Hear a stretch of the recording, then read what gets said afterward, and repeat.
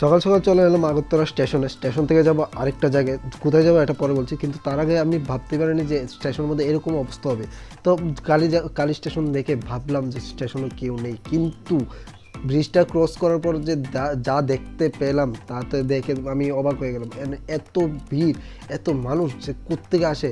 ফার্স্টে ভাবলাম যে তাড়াতাড়ি এসেছি, যে যাবো একটু বসে যাবো, কিন্তু ট্রেনের ভিতরে একটু জায়গা নেই। তারপর চলে এলাম আরেকটা স্টেশনে, আর এখান থেকে আমরা গাড়ি দিয়ে যাব ত্রিপুরার বিখ্যাত মন্দির ত্রিপুরা সুন্দরী, আর আমাদের জন্য উদয়পুর মাতাবাড়ি। সেখানে এত শান্তি, এত আনন্দ, মানে একদম মনটা জুড়িয়ে যায়। তারপর এসে পড়লাম সেই মন্দিরে। তো এসে প্রথমে চলো যে দোকান থেকে ভোগ নিয়ে যে উপর দিকে মানে সিঁড়ি বেয়ে যেতে হবে উপরে পুজো দেওয়ার জন্য।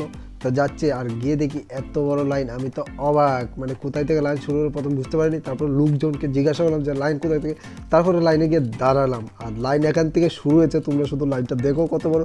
আর শুধু এমন না যে এবারে, কিন্তু প্রত্যেকবারই এরকম হয়, কিন্তু প্রত্যেকবার তুলনায় রবিবারে বেশি হয়, সবচেয়ে বেশি রবিবারে হয়। অনেকগুলো লাইনে দাঁড়িয়ে থাকার পর চলে এলাম ফাইনালি মন্দিরের সামনে, আর এসে আরও মনটা জুড়ে গেল। আর এমনি তো উদয়পুর আসলে প্রচুর আনন্দ লাগে, প্রচুর শান্তি লাগে, একটা আলাদা শান্তি।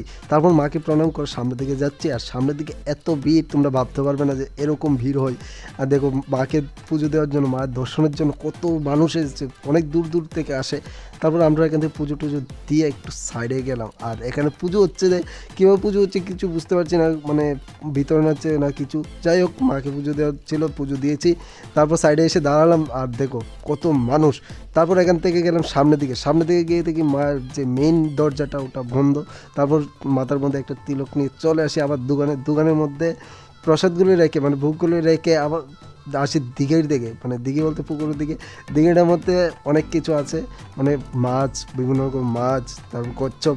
আর কচ্ছপগুলোকে দেখে ধরার ইচ্ছা ছিল, কিন্তু ধরতে পারি না, অনেকটা দূরে ছিল। তারপর কচ্ছপগুলোকে খাওয়ান দিচ্ছি। তারপর চলে আসছি ফুচকার দোকানে।